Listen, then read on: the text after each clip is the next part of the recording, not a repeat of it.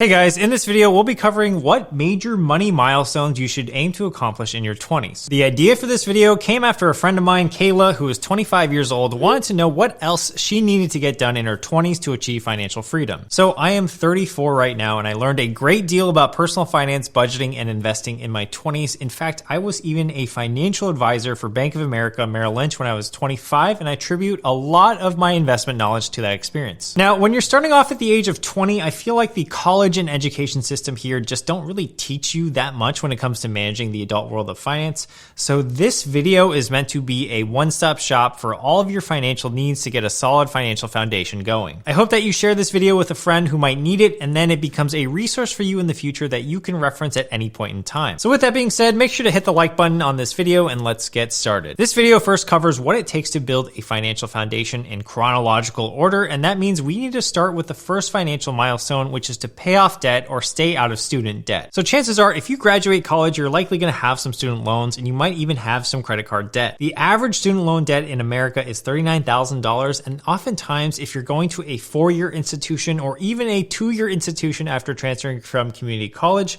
you'll likely take on some student loan debt. One of your first major milestones in your 20s is to figure out a plan to pay off this debt. Usually federal student loan interest rates are between 4 and 6%, and you're going to have many of your friends probably tell you that you can get an average of 8% on your money by being invested in the market. So they're going to say things like, why are you paying off your debt when you can just invest it and get a higher return? While you can earn 8% in the market, many people often forget that you can also lose that money as well if the market doesn't do as hot. When it comes to paying off student loan debt, try to prioritize it over investing, because at least you know it's going to give you a guaranteed 46% return on your money.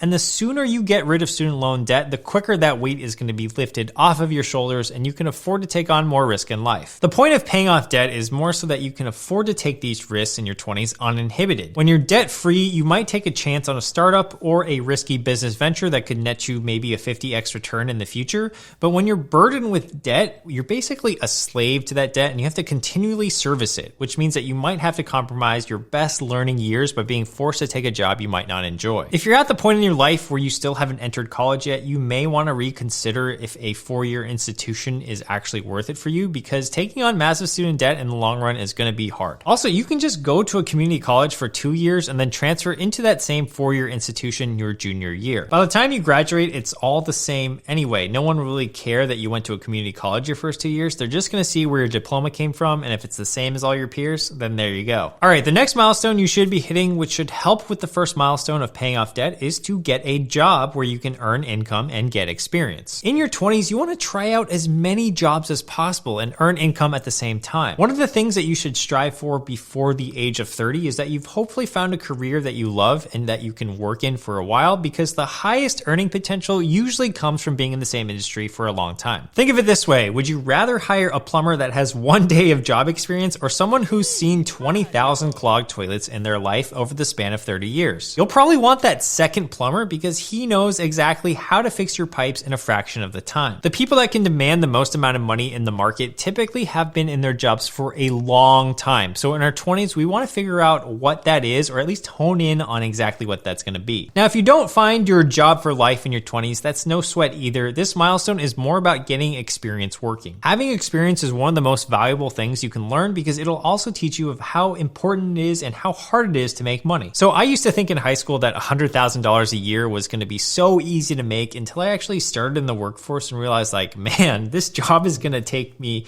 at least 5 years of working really hard. Right now I'm being paid $40K, and it'll be a long time before I hit $100,000 a year. That was really eye-opening for me, and it really taught me the value of money and how hard it was to make. Assuming you get a job, the next major milestone in your 20s to hit is a triple threat, and they all go together. So I'm basically going to call this milestone the Trifecta milestone, and it consists of the following. Number 1, delayed gratification. Number 2, staying out of credit card debt. And number 3, building your credit wisely. So let's break this down. Typically in your 20s is when you'll get your first credit card. Now, credit cards are not evil per se, but they can really help you build your wealth in the 20s, especially if you use them correctly. That means you want to pay off your credit card in full so that you don't fall into the recurring cycle of owing money on your credit card. Credit card interest rates are on average around 18%, so these can really kill your financial foundations if you aren't responsible with your spending with credit cards. If you are able to stay responsible with your card, you're going to be able to build some solid credit. The biggest benefit of having a great credit score is getting a lower interest rate on loans and financing for homes and cars. Having a good credit score can also help you get approved for rentals faster. Now, a lower interest rate, I know it sounds like a boring benefit, but on a mortgage, for example, the difference in just a 0.5% interest rate is absolutely crazy. On a loan amount of $400,000 with a good credit rating, you might qualify for a loan rate of 5%, which amounts to $373,000 in change in interest over 30 years. Now, pretend you have a slightly worse credit score, and that means you qualify for a 5.5% interest rate. Over the course of 30 years, that same loan is going to cost you about $417,000 in interest. That actually amounts to a difference of $44,000 over the course of the loan. That's crazy because getting a good credit score is not that hard as long as you pay off your bill on time and you stay out of too much debt. Now, here's the thing though about that, you can never miss a payment. So to illustrate how important this is,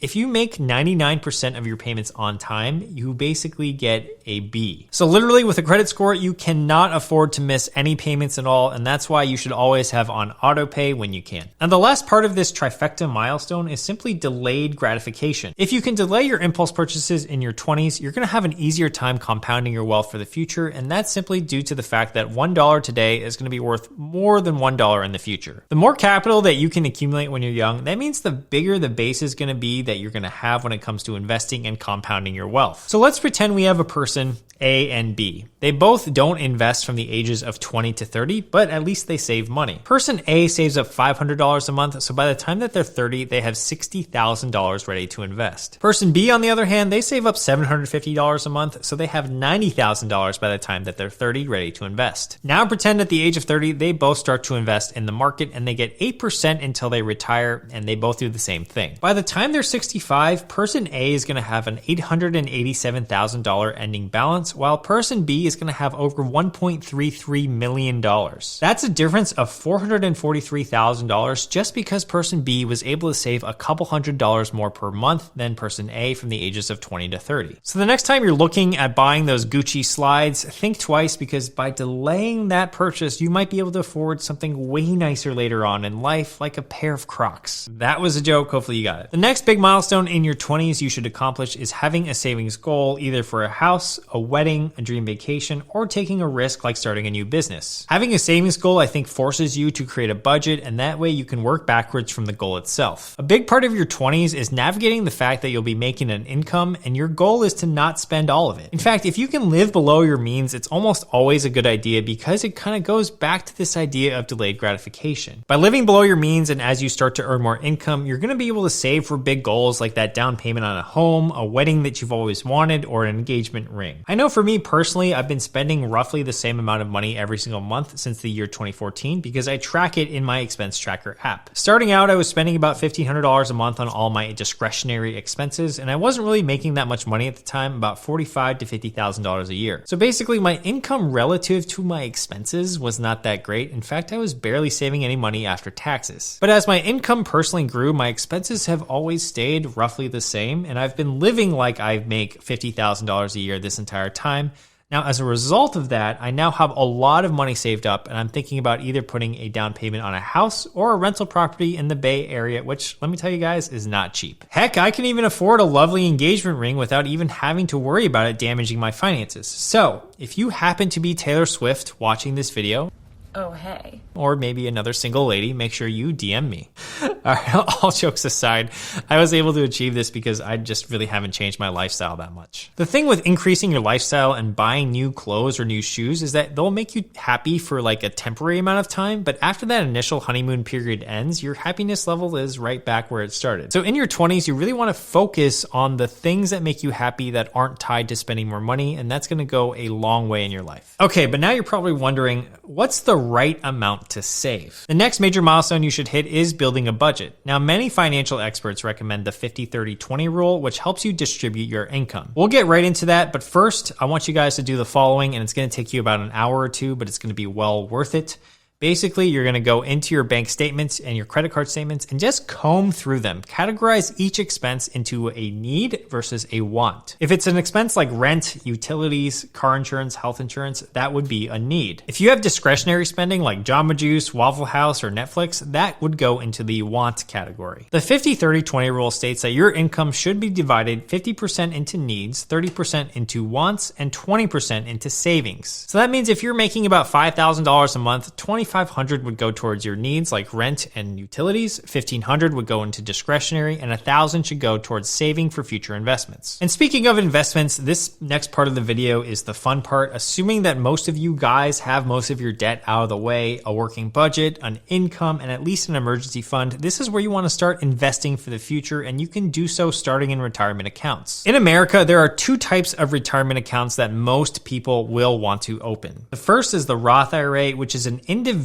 retirement account, and the second is a 401k, which is an employer-sponsored account. Now, both of these accounts have a Roth and a traditional version. The main advantage of having a Roth IRA is that your earnings and profits are growing tax-free. That means when you retire and you withdraw all the earnings on this account, you won't pay any taxes on it at all. That's what the Roth portion of the IRA denotes. It's tax-free when you retire, but when you put in money, it's actually taxed. Now, this benefit is so good that the government limits how much you can contribute to it. If you're under the age of 50, you can only contribute $6,000 a year into a Roth IRA. And if you're over the age of 50, you can contribute $7,000 a year, an extra $1,000 as a catch-up mechanism. The other notable thing is that you need to contribute to the Roth IRA, like I said, with after-tax dollars. So in a traditional IRA, money going in is going to be pre-tax, but coming out, you will be taxed on it. In a Roth IRA, it's the exact opposite. Money going in is going to be taxed already, so when you withdraw it, they're not taxed at all. Now, in order to contribute to a Roth IRA, you need to have what's called earned income, which means that you need to get your income working for someone else, yourself, or from a business that you own. You can open up a Roth IRA at any brokerage like Fidelity, Schwab, Vanguard, Wealthfront, Acorns, and all of these brokerages should make it really easy for you guys to sign up for one. Once you sign up for one though, you want to transfer money from your normal bank account to your Roth account, and then the final step is to actually purchase some investments in the account. We're going to talk about what to invest in shortly, but first let me cover the 401k really quickly. So the 401k, traditional or Roth, is an employer sponsor account. That means you can only start it if you work for an employer that offers it as one of their employee benefits. Now, many corporations will offer this type of retirement account, and it's pretty common across most companies. You can contribute a portion of your paycheck into the 401k, and this account has a much higher contribution limit of $20,500 per year in the year 2022. Anything you contribute to this account in the traditional 401k is pre-tax dollars, which means that you get taxed later on, but basically you defer your taxes till later. For many people, their income and therefore their tax rate is going to be lower at retirement, so they're paying a smaller amount of tax on the money in the future, and that's why they would want to defer their taxes until later. Now, because this is a retirement account, you're going to be taking penalties for withdrawing any funds from it before the age of 59 and a half. Now, after the age of 59 and a half, you can withdraw penalty free. Now, one of the biggest advantages of the 401k is that if your employer matches the contribution, that's basically like free money. So a lot of employers these days offer a 401k match, which is a benefit if you work at a company. So oftentimes, if you contribute 5% of your paycheck to your 401k, companies will match your entire contribution up to a certain amount. That means it's like free money for you and your retirement in the future. So if your employer offers this is an absolute no-brainer. You must do it because it is free money again, and it is going towards your future anyway. The last thing to note is that yes, you can have a 401k and a Roth IRA at the same time. So after you have either one of them or both of them, you need to figure out where to invest the money. For most people, investing in an index fund or ETF is all that you need to do. So an index fund is a type of pooled investment that you can buy in your retirement account or brokerage account. Now, when it comes to index funds, an index fund is basically a pooled investment that buys into many different other investments. So for example, if you were to buy an S&P 500 index fund, by buying that one fund, you would own a small percentage of every stock in the S&P 500, thus you track the entire index. That would automatically provide you with diversification because your investment is now spread across the top 500 companies in the US. And by buying an index fund, it's actually way cheaper than buying into each of these 500 companies individually on their own. Index funds are usually safer bets in a retirement account because based on the average over the course of the past 80 years, index funds have been proven to return return about 8% a year. Some years are going to be higher than others, but on average, you can expect your money to grow and compound over time. The index fund I love is ticker symbol VOO. It's Vanguard's S&P 500 ETF. Now, while this is not financial advice, I personally invest in that one. You can invest in what you like. There are a ton of ETFs and index funds out there. If VOO or your ETF is not available in your 401k, just look for another type of index fund that invests in a lot of companies in the United States, and you should be at least pretty good. For those of you buying index funds, you want to make sure that you hold them for the long term. If you make huge changes whenever the market fluctuates, you might miss out on some gains. So Bank of America found that since the 1930s, if you sat out the 10 best days per decade, your returns would be just 45% versus the alternative 20,000%. They also found that the probability of losing money over one day in the stock market is a little worse than a coin flip at 46%, but the probability of losing money in the market declines to just 6% if you are invested for at least 10 years. Another reason why it's crucial to stay invested is because usually the best days in the market follow the worst days, and it's truly impossible to perfectly time the market. That's why time in the market is much more important. JP Morgan found that 7 of the best 10 days in the market occurred within 2 weeks of the worst 10 days of the market. For these reasons, when the markets are down, just don't touch your investments, and especially if they're in a retirement account, you can just buy them and basically forget about them. Chances are in 30 to 40 years, the market will be much higher than what it is right now, and anything you bought in your 20s will seem like a great deal then. Now, this video was not sponsored in any way, but I do have a free newsletter that you guys can check out. We publish business news and tech news on Wednesdays and Sundays, and it's aptly named Hump Days. So make sure you sign up for free right down below with the link in the description. And also grab some free stocks while you're down there. I have a lot of relationships with brokerages that will give you some free stocks just for signing up with my link. Make sure to subscribe, and I'll see you guys in the next video. Thanks for being here. Peace.